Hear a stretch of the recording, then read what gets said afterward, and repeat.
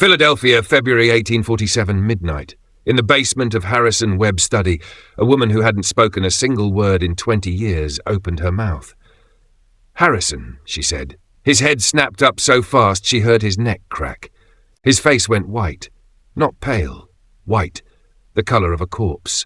"You killed your wife," Rebecca said, and her voice was steady now, clear and cold as winter water. "I know because I watched you do it." The clock kept ticking. Harrison's mouth opened and closed. No sound came out, just that awful fish drowning in air movement. And standing in the shadows behind Rebecca, listening to every word, was Thomas Webb, 16 years old, Harrison's son. The boy who hadn't spoken since his mother died. The boy who had just discovered that the deaf woman could hear everything. This is where it gets complicated. Because Rebecca wasn't just breaking her silence to confess what she knew, she was starting a war. And Thomas? He wasn't the traumatized child everyone thought he was. He was something far more dangerous. But before we watch them destroy each other, you need to understand how we got here. Not to this moment of revelation, but to the moment 20 years earlier, when Rebecca Morgan made a choice that would define the rest of her life. The moment she decided to disappear. Rebecca Morgan was 8 years old the first time she understood the power of invisibility. The market square stank of rotting vegetables and horse shit. Her mother was selling eggs, 24 eggs in a basket. Perfect. White. They needed $2 or they'd be evicted. A merchant approached. Tall, expensive coat, smile that never reached his eyes. "How much for the lot?" he asked. $2, her mother said. The merchant laughed. Not a kind laugh. "I'll give you $1. Take it or leave it." Rebecca watched her mother's hands grip the basket handle, saw the way her throat worked. They needed that money. Desperately. Her mother opened her mouth to accept, and Rebecca dropped her doll. It clattered on the cobblestones. The merchant glanced down, just a second. But something shifted in his face when he saw that dropped toy. "Actually," he said, voice softer now, $2 is fair. I'll take them all." Later, walking home, Rebecca thought about what had happened. The merchant had been ready to cheat them. But when she dropped the doll, when she made herself small and pitiful and visible in just the right way, something changed. She had changed the outcome, just by being there. That's when Rebecca understood. People reveal themselves when they think you can't hurt them, when they think you don't matter. And Rebecca Morgan decided, even at 8 years old, that she would make people think she didn't matter, so she could learn everything. August 1827. Her mother got sick. Not the kind of sick you recover from. The kind that hollows you out from the inside, turns your skin grey, makes your breath rattle like dice in a cup. Consumption, the doctor said. Rebecca nursed her through the summer, watched her fade, and listened. The neighbours came with soup and sympathy and gossip. Poor Margaret, and her with a daughter to raise alone. I heard she never married the father. Shameful, really. The girl's going to end up in the orphanage. No family to take her in. Such a shame. They talked about Rebecca like she wasn't there, like she couldn't understand. Rebecca sat in the corner, perfectly still, and memorized every word. Her mother died on a Tuesday in September. Rebecca was 8 years and 4 months old. The orphanage came for her the next day. The orphanage smelled like boiled cabbage and despair. 63 children, building designed for 40, 3 to a bed, watery soup. Be grateful. Rebecca learned fast. The adults said different things depending on who was listening. In front of wealthy donors, we provide Christian education and moral guidance to unfortunate children. In the kitchen, when they thought no children could hear, little parasites, eating us out of house and home. Rebecca spent her first week watching. The headmaster, Mr. Graves, had a study on the second floor. He met with donors there, left the door open just a crack. Rebecca started spending her afternoons in that hallway, sitting on the floor with a book. The adults walked past without a glance. Just another orphan reading. But Rebecca wasn't reading. She was listening through that crack. Mr. Graves told donors the orphanage needed money for food and medicine. Then he counted donations later, alone, laughing about how gullible rich people were, planning how to pocket half for himself. Rebecca was 9 years old when she realized the world was full of liars, and the biggest liars were the ones everyone trusted. If she could hear their secrets, she could use them. She just needed to be invisible long enough. patient enough, and she needed to make sure no one ever suspected she was listening. March 1828. Rebecca stopped talking. Not suddenly, just spoke less. And less and less. When other children asked questions, she shrugged, nodded. When adults spoke to her, she stared blankly until they repeated themselves. Louder, slower. Like volume was the problem. By summer, the adults were saying, "Poor Rebecca. I think the grief affected her mind." By fall, the child might be simple. Brain fever, perhaps. By winter, "She's deaf, obviously, and probably mute. We should send her to the asylum for defectives." Rebecca let them believe it, because the moment they decided she was deaf, something magical happened. They stopped being careful around her. Mr. Graves started counting money right in front of her. Why not? She couldn't hear the coins, couldn't understand his muttered calculations. Mrs. Brennan, the cook, started gossiping while Rebecca sat in the corner. The deaf girl couldn't eavesdrop. The older boys stopped watching their language. What did it matter? She couldn't hear them anyway. And Rebecca absorbed it all. Every secret, every lie, every small cruelty. She was 10 years old and she knew more about the adults running the orphanage than they knew about each other. But knowledge without power is just information. Rebecca needed leverage, and in April of 1829 she found it. April 1829, midnight. Rebecca had gotten very good at being invisible. She moved like a ghost. No one noticed when she slipped into rooms she wasn't supposed to be in. That's how she ended up in Mr. Graves's study at midnight. The desk drawer opened with a soft click. Inside, ledgers, account books, letters, donation records. Mr. Graves had been stealing for 3 years. Hundreds of dollars, money meant for food, clothing, medicine, starving children to line his pockets. But that wasn't the worst of it. Letters. Correspondence with men in other cities, men who ran factories, men who needed cheap labor. Mr. Graves was selling children. Not officially. The paperwork said apprenticeship placement. But the letters made it clear, $20 for every child sent to these factories. And once the children left, they disappeared. No follow-up, no checking on their welfare. Some of those children were probably dead. Rebecca's hands shook as she read. Not from fear, from rage. This man stood in church every Sunday, smiled at donors, talked about Christian charity, and he was selling children like livestock. Rebecca put the letters back exactly where she'd found them, locked the desk, walked back to her dormitory, and started planning. June 1829. Margaret Webb came to the orphanage on a Tuesday afternoon, 26 years old, newly married to Harrison Webb, a rising merchant in Philadelphia. No children of her own yet. Looking to adopt. Rebecca watched from the corner as Mrs. Brennan paraded a dozen girls, all the pretty ones, the well-behaved ones, the ones who could be trained as parlour maids. Mrs. Webb looked at them with polite disinterest. Then her eyes landed on Rebecca. "What about that one?" Mrs. Webb asked. Mrs. Brennan's smile faltered. "Oh, that's Rebecca. She's defective, ma'am, deaf and mute, probably simple-minded as well. Not suitable for a household like yours. How old is she?" "Nearly 11, ma'am." Mrs. Webb walked closer, knelt down in front of Rebecca. Rebecca looked at her with vacant eyes, careful to show nothing, no recognition, no intelligence. Mrs. Webb touched Rebecca's hand gently. "Hello, dear. Can you understand me?" Rebecca stared blankly. "I'll take her," Mrs. Webb said. "Ma'am, I really don't think. I'll take her." And there was steel in her voice now. "My husband and I have a large household. We can accommodate a child with special needs, and perhaps in a proper home with proper care she might improve." Mrs. Brennan clearly thought this was terrible. But Mrs. Webb was offering to take a child no one else wanted. The orphanage would save money. "Of course, ma'am. We'll prepare paperwork." 3 days later, Rebecca Morgan left the orphanage. She didn't look back. She had bigger plans now. The mansion on Chestnut Street was the most beautiful thing Rebecca had ever seen.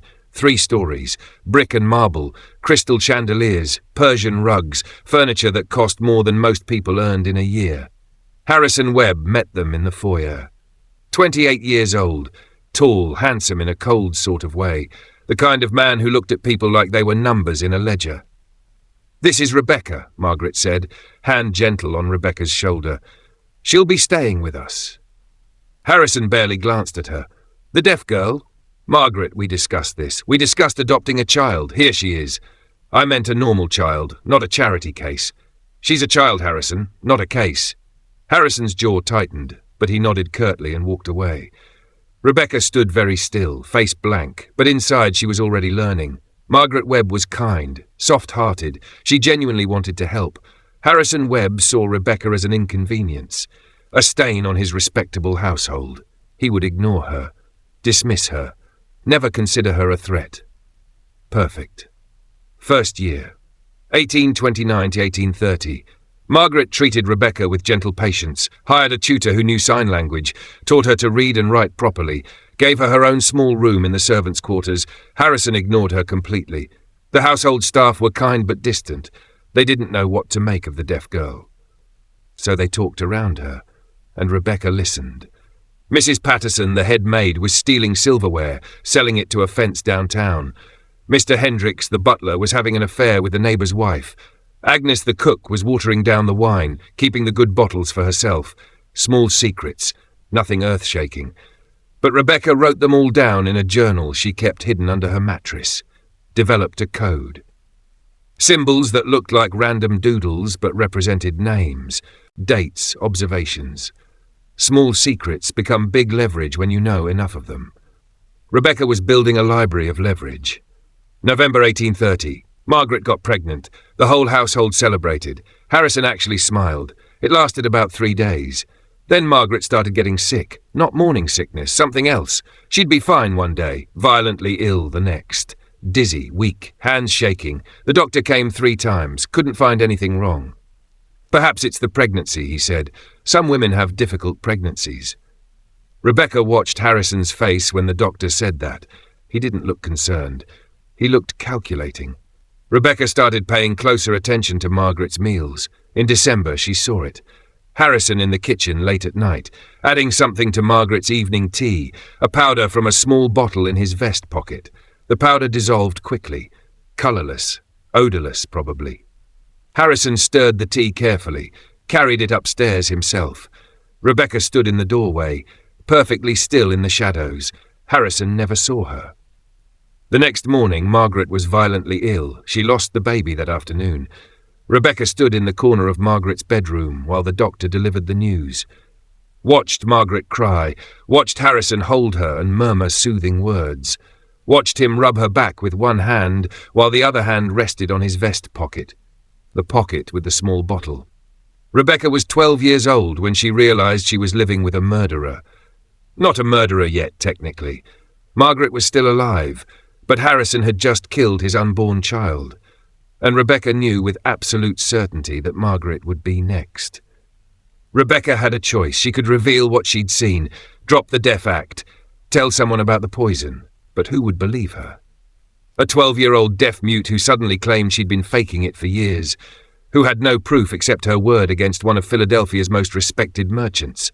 They'd call her a liar, lock her away, send her back to the orphanage or worse.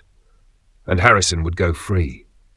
Or Rebecca could wait, keep watching, keep gathering evidence, keep playing the harmless, invisible deaf girl, let Harrison think he'd gotten away with it. And then when she had enough proof, when she was old enough to be believed, when the moment was exactly right, she could destroy him. Rebecca chose to wait. It was the hardest decision she'd ever made, because it meant watching Margaret suffer, watching her grow weaker, watching the poison do its work slowly over months and years. It meant being complicit, in a way, silent witness to murder. But Rebecca was playing a longer game now. She was 12 years old and she was planning a murder of her own. Harrison Webb's. She just had to be patient. The 1830-43, 13 years. Margaret lived for 13 more years. 13 years of slow decline. Mysterious illnesses that came and went, doctors who couldn't find the cause. Harrison playing the devoted husband while slowly killing his wife. Rebecca documented everything.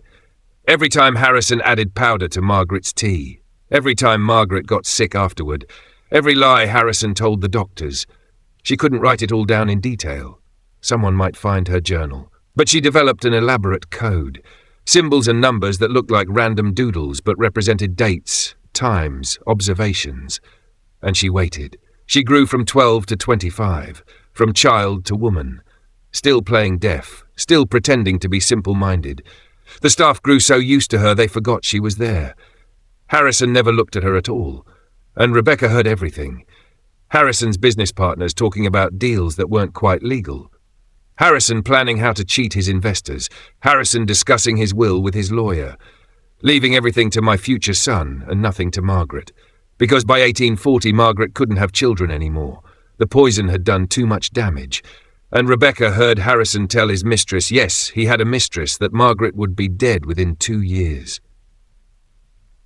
"I'm being patient," he said to the woman, pretty blonde named Caroline Ashworth.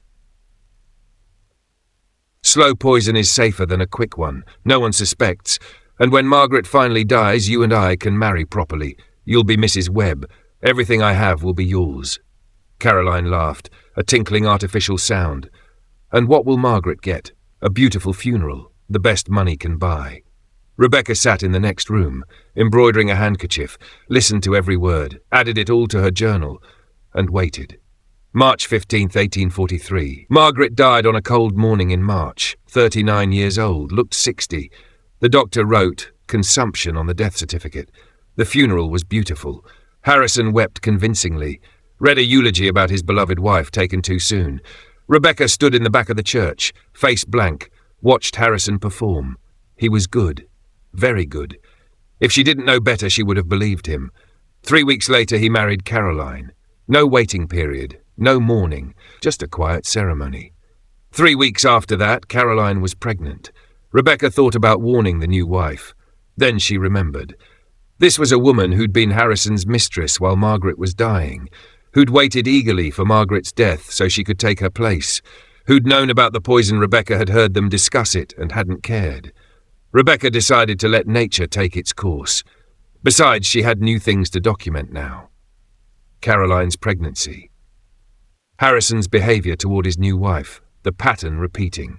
And in February 1844, Caroline gave birth to a healthy baby boy. Harrison named him Thomas, and Rebecca's world changed forever. Rebecca watched Thomas grow. 26 years old now, still playing deaf, still invisible. But something about the baby made her uncomfortable. Thomas was different, quieter, more watchful.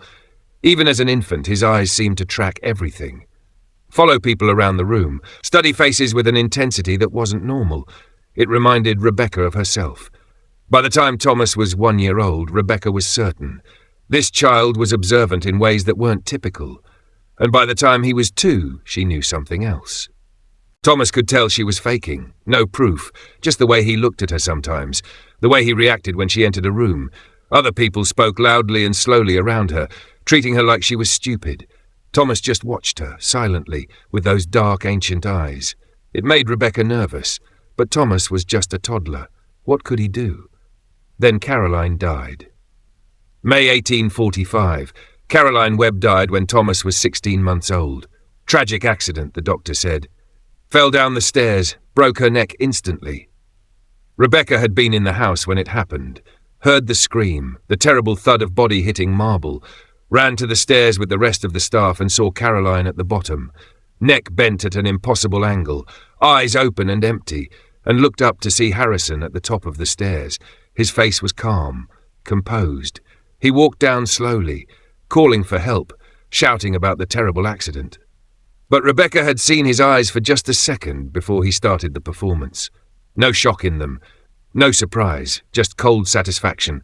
Harrison had killed his second wife, and this time Rebecca had no proof at all, just her certainty, her knowledge of who Harrison really was. She added it to her journal and waited, but something strange happened after Caroline's death.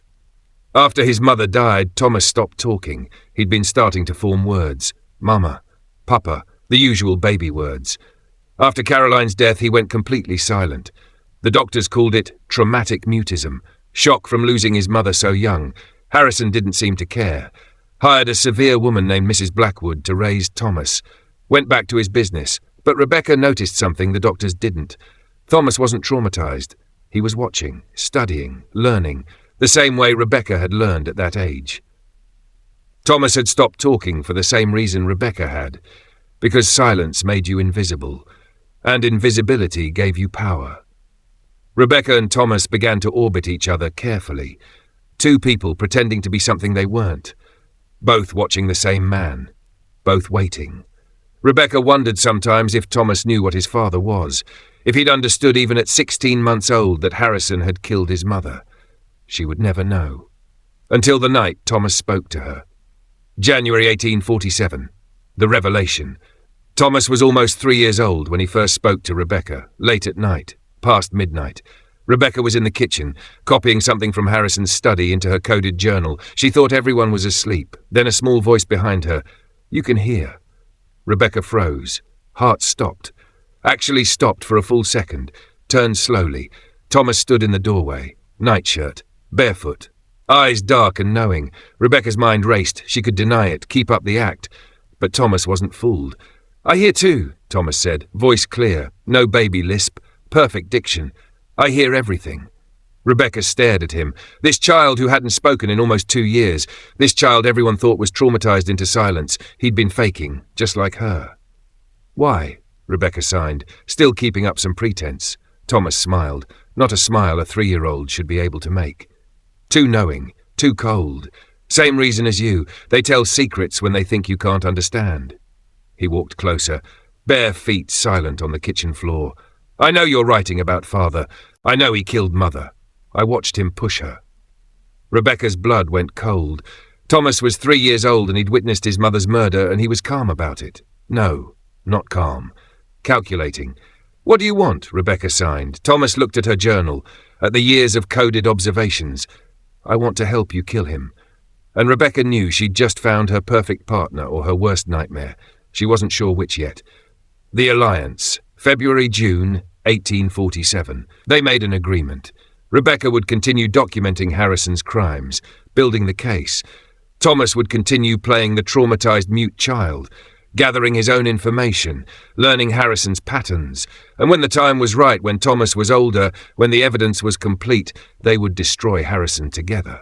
It felt surreal. Making plans with a 3-year-old to murder his father. But Thomas wasn't really 3 years old. Not mentally. He was something else. They would meet late at night in the library, talk in whispers. Thomas spoke with perfect grammar and adult vocabulary when no one else was around. He told her things he'd observed, people's patterns, weaknesses, details that might be useful. Rebecca taught him her coding system, how to hide information, how to stay invisible, how to read people. They became partners. And slowly, Rebecca realized she wasn't planning to kill Harrison for justice anymore. She was doing it for Thomas, to protect him, to give him a future free of his father's evil, to prevent him from becoming what Harrison was. It was the first time Rebecca had cared about someone in 20 years.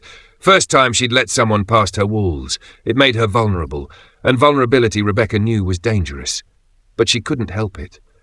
Thomas was brilliant, observant, lonely in the same way she was lonely. For the first time since her mother died, Rebecca felt like she had family. She should have known better.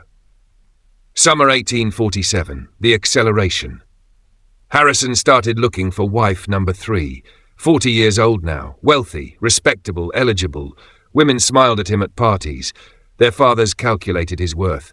Rebecca watched with growing dread. She knew how it would end. Harrison would marry, get his wife pregnant, wait until a healthy heir was born. Then wife number 3 would have an accident.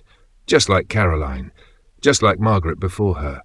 The pattern was clear, predictable, unless Rebecca and Thomas stopped him first. But they weren't ready. Thomas was only 3. Rebecca had evidence but no way to present it that would be believed. Her plan had always been to wait until Thomas was older, 16 maybe, old enough to testify, old enough to inherit if Harrison died. They had years to prepare. Then in August, Harrison announced his engagement. Miss Elizabeth Cartwright, 19 years old, beautiful, naive, from a good family that had fallen on hard times, perfect victim, wedding set for October. Rebecca and Thomas met in the library that night. "We're running out of time," Rebecca said. Thomas nodded. 3 years old, eyes ancient. "Then we move now before he can marry her." "How?" "We're not ready. I don't have enough evidence that would be believed. You're too young to testify." "You're going to start talking again," Thomas interrupted. Rebecca stared at him. "What?" "You're going to reveal yourself. Speak. Tell everyone you've been pretending to be deaf for 20 years. They won't believe anything I say after that. I'll look like a liar." Exactly. That's the point. Rebecca didn't understand. Thomas smiled that terrible smile. I have a better plan than yours, Rebecca, and it starts with you destroying your own credibility. Thomas explained it over the next weeks. Rebecca would reveal herself during Harrison's engagement party. Big public event. All of Philadelphia society present. She would stand up, speak, claim she'd been deaf all along. Scandal would be enormous. Then in the chaos, Rebecca would accuse Harrison of murder. Of course, no one would believe her. She'd just proven herself a liar, woman who'd deceived everyone for 20 years. But the accusation would plant seeds of doubt. And then this was Thomas's clever part. Harrison would defend himself, publicly, vehemently. He would call Rebecca insane, delusional, claim she'd been stealing from him. And that's when Thomas would step in. He would reluctantly confirm Harrison's story. Say he'd discovered Rebecca's theft, that she'd been manipulating him. Harrison would be grateful to his son, trust him more, and in that trust Harrison would make mistakes, relax his guard around Thomas, give Thomas access to things he shouldn't have, and Thomas would gather the real evidence, the kind that would actually convict Harrison. It's a long game, Thomas said. We sacrifice you now to gain my father's trust. Then in a few years, when I'm older, I'll have everything I need to destroy him properly. Rebecca listened to this 3-year-old lay out a multi-year manipulation strategy. You're asking me to go to prison. Harrison will press charges. I'll be convicted of theft, fraud, maybe worse. Probably, Thomas agreed. 5 years? 10? But when you get out, I'll have destroyed father. We'll both be free. Why should I trust you? Thomas looked at her with those dark eyes. Because I'm the only person in the world who sees you, Rebecca. Really sees you. And you're the only person who sees me. He was right. And that's what made Rebecca agree. Not the logic, not the strategy, but the fact that she was so desperate for connection she would trust a 3-year-old psychopath. Some mistakes don't look like mistakes at first. This was one of them. October 14th, 1847. The engagement party. Harrison's engagement party was magnificent. Webb Mansion decorated with flowers and ribbons. Orchestra in the ballroom, champagne flowing like water, 200 guests, everyone who mattered in Philadelphia society. Rebecca served drinks in her usual role, deaf-mute housekeeper, invisible. But tonight would be different. Thomas had helped her prepare. Weeks gathering evidence against Harrison, documents showing his business dealings, medical records for Margaret and Caroline, financial records, all carefully organized and hidden in Rebecca's room. At precisely 9 p.m., Rebecca would stand up, speak, present the evidence. Harrison would be shocked, defensive. Thomas would step in with his part of the performance. Rebecca waited in the kitchen, heart hammering. 20 years of silence about to end. She thought about Margaret, about Caroline, about all the women Harrison had hurt. This was justice. She walked to the dining room. Harrison sat at the head of the table, laughing with his future father-in-law. Elizabeth beside him, radiant in her engagement dress. 30 guests filled the room. Rebecca stepped forward. Everyone turned to look. The deaf girl. What was she doing? Rebecca's mouth opened, and Thomas said, "Father, Rebecca has something she wants to tell you." Rebecca's heart stopped. This wasn't right. This wasn't the plan. Thomas was supposed to wait. Let her speak first. Harrison's face went confused. "What?" "She can hear," Thomas said. Voice clear and loud. "She's been faking being deaf for 20 years and she's been stealing from you." The room went silent. Rebecca's blood turned to ice. This wasn't the plan. "Show them, Rebecca," Thomas continued. "Show them what you've been hiding." Rebecca's mind raced. Something was wrong. Very wrong. Harrison stood up. "What is this about?" Thomas walked to Rebecca, reached into her apron pocket, pulled out a document. But it wasn't the evidence against Harrison anymore. Thomas had switched it. The papers he pulled out were Harrison's financial records, real ones, showing thousands of dollars missing from household accounts, and every withdrawal was signed with Rebecca's forged signature. "She's been embezzling from you for years, Father," Thomas said. "I discovered it last week. I wanted to tell you privately, but—" He looked at Rebecca with perfectly faked sadness. "I thought she should confess in front of everyone, so you'd have witnesses." Rebecca's world collapsed. She'd been set up. Thomas had used her evidence-gathering, her skills, her trust. Now he was framing her for theft. All of this, the weeks of planning, the alliance, the promises, it had all been manipulation. To get Rebecca to gather evidence. Evidence Thomas had then destroyed and replaced with forged documents. Harrison's face went dark with rage.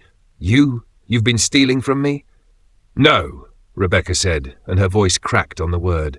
First word in 20 years, and it came out broken whisper. No, I didn't. She's talking. Someone gasped. She's been faking, another voice. The room erupted in shocked conversation. Harrison grabbed Rebecca's arm. Grip was iron, painful. Explain yourself, he said. Explain yourself.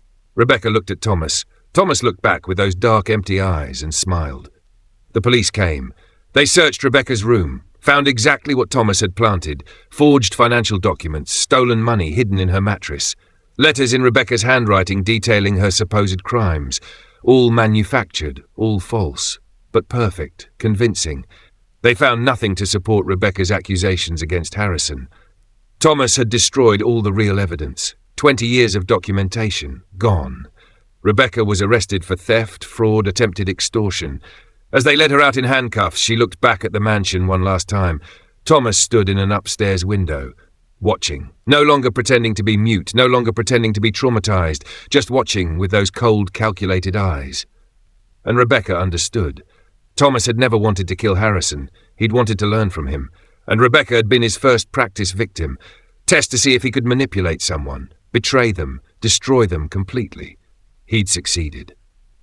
The trial, November 1847. The trial was short. Prosecution presented the forged documents, the stolen money, Rebecca's 20-year deception, painted her as a scheming criminal who'd been planning this theft since she was first taken into the Webb household. Rebecca's court-appointed lawyer was incompetent and overworked. Barely mounted a defense. Rebecca tried to testify, tried to tell her story, but every word out of her mouth just sounded more insane. I've been pretending to be deaf for 20 years to spy on Harrison Webb because I suspected him of murder. The jury looked at her like she was delusional. A 3-year-old child helped me gather evidence and then betrayed me. They whispered among themselves, shook their heads. Rebecca was convicted in 4 hours.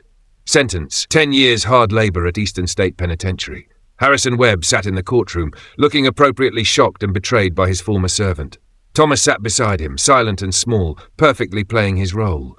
Rebecca was led away in chains. 10 years, cell 7 feet by 12 feet, stone walls, stone floor, 1 small window, 1 hour of exercise per day. The rest, silence, isolation, her own thoughts. The prison system was designed to break criminals through solitary reflection.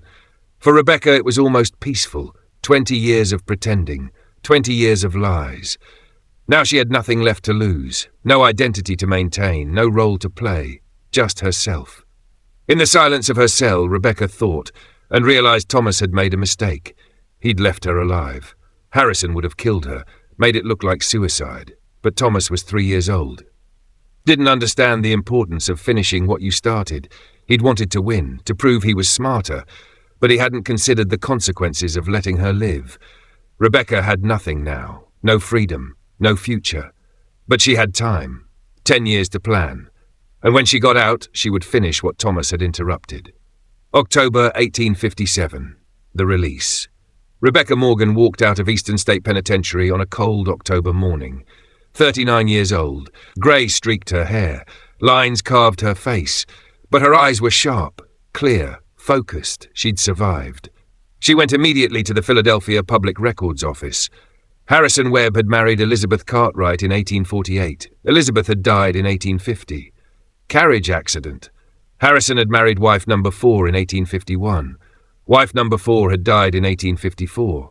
Consumption. Harrison was currently married to wife number 5. The pattern continued. But that wasn't what interested Rebecca most. Thomas was now 13 years old, and he'd been sent to boarding school in Boston 2 years ago. Harrison had sent his son away. Why? Rebecca needed to know. Boston, November 1857. The boarding school was expensive, exclusive. Rebecca waited outside the gates, watching students come and go. She spotted Thomas immediately. 13 now. Tall, dark hair and eyes, Harrison's face but colder. He walked alone. Other boys avoided him. Rebecca followed him into town, to a bookshop, entered behind him, Thomas was browsing philosophy texts, Nietzsche, Schopenhauer, heavy reading for 13. Rebecca stood next to him. "Hello, Thomas." He didn't jump, didn't look surprised, just smiled, that same terrible smile from 10 years ago. "Rebecca, I wondered when you'd find me. Why did your father send you away?" Thomas's smile widened. "Because I tried to kill him." They sat in the back, cups of tea cooling between them. Thomas looked at her with those ancient eyes. "I was 10 years old when I realized Father was never going to die naturally, and I was never going to inherit if he kept having more children with new wives. So you tried to kill him. Poison in his brandy. Same method he used on all his wives. Poetic, don't you think? But it didn't work. He caught me, found the bottle I'd been using, and instead of turning me in, instead of punishing me," Thomas laughed. He was proud, said I was finally showing initiative, but he also knew he couldn't keep me around. Too dangerous. So he sent you here, to keep me away until I'm old enough to be useful to him. Then I'll inherit the business, continue the family legacy of respectable crime. Rebecca studied him. "You've changed. I've grown up. I understand now what I didn't at 3. I was sloppy with you, arrogant. I thought destroying you would prove my worth to Father." "Did it?" Thomas's face darkened. He barely noticed. "You were just a housekeeper. Removing you was trivial to him." Something flickered in Thomas's eyes. Not regret, but something close. "I've thought about you, in prison. I wondered if you survived." "I did. Good, because I need your help." Rebecca almost laughed. "You framed me, destroyed my life. Why would I help you? Because we want the same thing, Father dead. And this time I won't be arrogant. This time I'll do it right." "No." Thomas looked surprised. "No? I'm going to kill Harrison myself. You're not invited." Rebecca stood to leave. Thomas grabbed her wrist, grip strong for 13. "You can't do it alone. He's too careful now, too protected. You need me. I needed you 10 years ago. That didn't work out well. I was 3 years old and stupid. I'm different now. You're 13 and still stupid. Let go of my wrist, Thomas." Thomas didn't let go. "What if I told you I know something you don't? Something about Father that would change everything?" Rebecca paused. Thomas saw her hesitation and pressed his advantage. "Father didn't send me away just because I tried to poison him. He sent me away because I found out what he's really doing, and it's so much worse than murdering wives for money." Rebecca sat back down. "Talk." Thomas leaned forward. "Father isn't just killing his wives. That's pocket change. His real business is much bigger." He pulled out a notebook, showed Rebecca pages of careful observations. "When I was 8, I started following Father's business associates, watching his meetings, reading his correspondence." "Of course you did." Thomas ignored the sarcasm. "Father is part of a network. Wealthy men across Philadelphia, Boston, New York, they're trafficking." "Trafficking what?" "Women, children. They buy them from orphanages, workhouses, immigrant families who can't afford to keep them. Then they sell them to factory owners, brothels, private buyers." Rebecca felt sick. "My old orphanage. Mr. Graves was selling children. Harrison was one of his buyers. Yes, that's how Father built his fortune. Not just through shipping and trading, through buying and selling human beings." Thomas showed her more documents. Names, numbers, routes. "There are at least 30 men involved. Judges, businessmen, politicians. They've been operating for 20 years, completely protected because half the police force is on their payroll." Rebecca stared at the evidence. "Why are you showing me this?" "Because if we just kill Father, the network continues. But if we expose the whole operation, we destroy everyone, every single one of them." "How?" Thomas smiled. "Father keeps records, everything documented, names, transactions, locations. He's meticulous like that. Records are in his private study, in a safe behind the portrait of his grandfather." "You want me to steal them?" "I want us to steal them together. You're better at being invisible than I am, and I know the security, the patterns, everything. Together we can get the evidence and give it to the one honest newspaperman I've found in this city." Rebecca thought about it. 20 years of watching Harrison, 10 years in prison, and now this. A chance not just for revenge, but for justice. "When?" Thomas's smile widened. "Christmas. Father is hosting a party. Everyone who matters will be there, including most of the trafficking network. We'll have access to the house, to the study, to everything. And after they all hang, every single one of them." Rebecca looked at this 13-year-old child who'd destroyed her life. Could she trust him again? No, but she didn't need to trust him. She just needed to use him. All right, but this time we do it my way. December 24th, 1857, Christmas Eve. Rebecca stood in the servants' entrance of the Webb mansion, 10 years since she'd last been here, since the night Thomas destroyed her. The head housekeeper, Mrs. Graham, looked her over critically. Name? Elizabeth Moore. I've been hired for the party service. Mrs. Graham checked her list. Thomas had arranged the paperwork. Fine. You'll be serving drinks. Stay invisible. Don't talk to guests. Don't break anything. Of course, ma'am. Rebecca moved through the familiar hallways. So much had changed. New furniture, new paint, new wife. But the bones of the house were the same, and Harrison's study was in the same location. Thomas arrived in the early afternoon with other boarding school students on Christmas break. He'd grown even more, nearly as tall as Rebecca now. They passed each other in the hallway. Strangers. But Thomas's eyes said, tonight, the party, 9 p.m. The party was magnificent.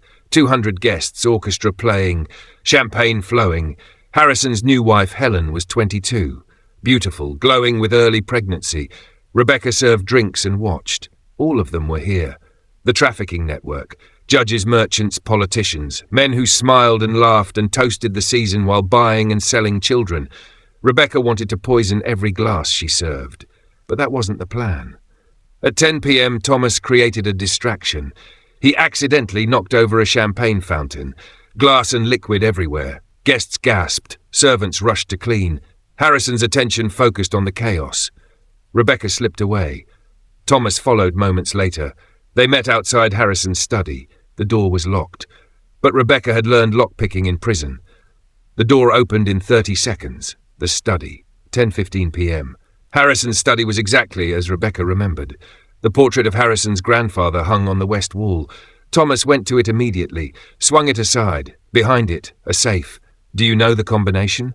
No, but I can. The study door opened. Harrison stood in the doorway. He looked at Thomas, at Rebecca. Recognition flashed across his face. Rebecca Morgan, I heard you'd been released. I wondered when you'd come. Thomas stepped forward. Father, be quiet, Thomas. The adults are talking. Harrison closed the door behind him. Locked it. Did you really think I wouldn't be watching for you? That I wouldn't prepare for this exact scenario? Rebecca said nothing. Harrison smiled. Thomas has always been transparent. I knew he'd contacted you. I knew you'd come back. I knew you'd try something during the party. He walked to his desk, opened a drawer, pulled out a revolver. The question is, do I kill you both or just Rebecca? Thomas went pale. Rebecca stayed calm. If you kill us during your Christmas party with 200 witnesses downstairs, you'll hang. Will I? A convicted thief breaking into my study. My traumatized son unfortunately caught in the crossfire. I think the police will see it my way. Harrison aimed the gun at Rebecca. You were always a problem. Even as that deaf girl lurking in corners, I should have gotten rid of you years ago. Why didn't you? Sentiment. Margaret liked you, and I thought you were harmless. He laughed. 20 years you played that role. Very impressive, but you made the mistake of breaking character. Once people knew you could hear, you became dangerous. Thomas made me break character. Thomas is useful sometimes. He tried to kill you. Of course he did. He's my son. I expect nothing less. Harrison glanced at Thomas. You've grown, gotten smarter, but you're still sloppy. Still too eager. Thomas's jaw clenched. Harrison turned back to Rebecca. Any last words? Some final revelation you've been holding on to? Rebecca smiled. Yes, actually. The gun isn't loaded. Harrison frowned, looked down at the revolver. In that moment of distraction, Thomas moved. The fight. 10:20 p.m. Thomas grabbed a letter opener from the desk, lunged at Harrison.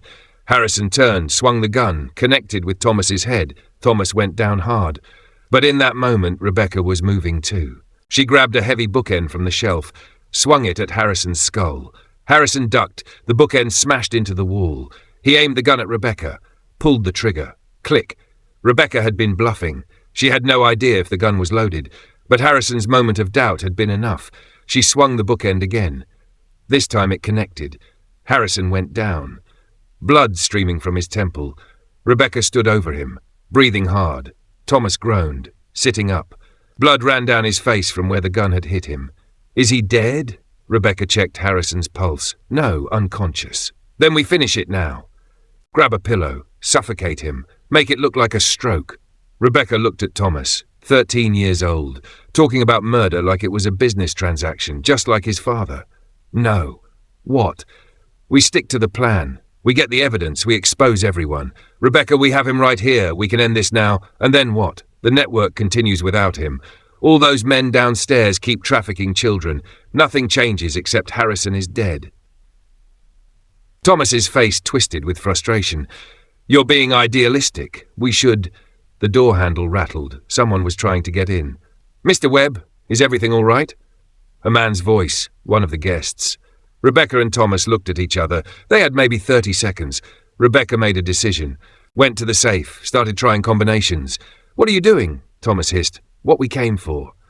We don't have time. The safe clicked open. Inside, 3 ledgers, exactly as Thomas had described. Rebecca grabbed them. The door rattled harder. Mr. Webb! Rebecca went to the window, opened it. Out. Now. Thomas climbed through. Rebecca followed. They dropped into the garden just as the study door burst open. Behind them shouts, Harrison groaning back to consciousness, but Rebecca and Thomas were gone into the darkness, with the evidence. December 25th, 1857. Christmas morning. Rebecca and Thomas met Jonathan Pierce, the newspaper editor, in his office. They showed him the ledgers. Pierce's face went white as he read. My God, this is everyone, half the city's elite. Can you publish it? Publish it. This will destroy them all. But... Pierce looked worried. They'll come after me, after the paper. They have resources. They have secrets, Thomas interrupted. And secrets are only powerful when they're hidden. Once this is published, everyone will know. They can't kill all of Philadelphia. Pierce nodded slowly. It'll take me 3 days to verify everything. Cross-reference names, check facts, then I publish. Make it 2 days, Rebecca said. Harrison knows we have this. He'll be preparing. December 27th, 1857. The Philadelphia Inquirer's morning edition hit the streets at dawn. Front page full spread. Trafficking network exposed. City's elite implicated in child trade. Names, addresses, transaction records, everything. By noon, arrests had begun. By evening, the city was in chaos. Protests, riots, families searching for missing children. And Harrison Webb's name was at the center of it all. January-March 1858. The trial. The trial of the century. 32 men arrested. All facing trafficking charges. The evidence was overwhelming. Harrison's meticulous records damned them all. Harrison tried to claim the ledgers were forgeries, but too many of the transactions could be verified. Too many children came forward with testimony. The trial lasted 3 months. All 32 men were convicted. Sentences ranged from life imprisonment to death by hanging. Harrison Webb was sentenced to hang. April 15th, 1858. The execution. Rebecca stood in the crowd watching the gallows. 10 men would hang today. Harrison was among them. Thomas stood beside her, 14 years old now, watching with clinical interest. Harrison was led to the platform, hands bound, face pale. He looked into the crowd. His eyes found Rebecca. For a moment they stared at each other. 20 years of lies, 20 years of death, ending here. Harrison smiled slightly as if to say, you won this time. Then the hood went over his head. The trapdoor opened. Harrison Webb dropped. His neck snapped instantly. The crowd cheered. Thomas didn't react. Rebecca felt nothing, just empty. 6 months later, October 1858, Rebecca sat in a small apartment in Boston. She'd used the reward money from the trafficking case to rent a modest place. Start a new life. Thomas had gone back to boarding school. They'd agreed to stay in touch. But Rebecca knew the truth. Thomas was Harrison's son in every way that mattered. Cold, calculating, capable of anything. She'd helped him kill his father, exposed his father's crimes. But Thomas didn't feel guilt or grief. He felt satisfaction. The satisfaction of completing a complex plan. Rebecca wondered how long it would be before Thomas turned those skills to other purposes. Before he became exactly what Harrison had been. A monster hiding behind respectability. November 1858. The letter. Rebecca received a letter from Thomas. She opened it with trembling hands. Dear Rebecca, I wanted to thank you properly for everything you taught me. About patience, about planning, about the power of invisibility. I've been thinking about my future. about what I want to accomplish. Father built an empire on secrets and exploitation, but he was sloppy. Emotional. He killed his wives out of convenience, not strategy. I don't plan to make his mistakes. When I inherit what's left of his estate in 4 years, I'm going to rebuild. Not a trafficking network that's too crude, but something more elegant, more sustainable. And I wanted you to know, I'll never forget what you did for me. Framing you was wrong. I see that now. If you ever need anything, you only have to ask. Your partner in justice. Thomas. Rebecca read the letter twice, then burned it, because she understood what Thomas really was. Not a partner, not an ally, a predator who'd learned to hunt from watching his father, and Rebecca had helped make him more dangerous than Harrison ever was. This story has no happy ending. Harrison Webb is dead. The trafficking network is destroyed. Children were saved, but Thomas Webb is still out there, 14 years old, brilliant, ruthless, patient. Everything Rebecca taught him about invisibility and planning and patience, everything Harrison taught him about manipulation and cruelty and control, combined in one person. And in 10 years, in 20 years, when Thomas comes into his full power, who will stop him? Not Rebecca. She's done with this life, done with fighting. She broke her 20-year silence. She got her revenge. She exposed the truth, but in doing so she created something worse. A monster who learned from 2 masters, a deaf woman who saw everything, and a murderer who got away with it for decades. Thomas Webb is coming, and no one will see him until it's too late. Because Rebecca taught him the most important lesson of all. The most dangerous people are the ones everyone thinks are harmless, the ones who watch and wait and learn, the ones who seem like victims, until they're ready to strike. Rebecca Morgan died in her sleep at age 57. She'd lived quietly in Boston, never married, never spoke of her past. The newspapers wrote a small obituary, local woman age 57, no family. But in Philadelphia, Thomas Webb read that obituary with great interest. He was 31 years old now, wealthy, successful, married with 2 children, a pillar of Philadelphia society. No one remembered the strange deaf housekeeper who'd brought down his father. No one connected that case to the respectable Thomas Webb. He'd rebuilt the family name, cleaned it, made it legitimate, and in his private study in a safe behind a portrait he kept his own ledgers. Not trafficking records. Those days were over, but records of influence, of power, of carefully cultivated secrets about everyone who mattered. Thomas had learned his lessons well from his father, how to hide evil behind respectability, from Rebecca, how to watch and wait and gather information until the perfect moment to strike. He would never be caught the way Harrison was. He would never be sloppy. And years from now, when historians looked back at Philadelphia's golden age, they would see only a prominent businessman who helped rebuild the city after scandal. They would never see the monster Rebecca had helped create, the deaf woman who could hear everything, the mute boy who could speak volumes. Together they destroyed one evil and created another. That's the real horror of this story.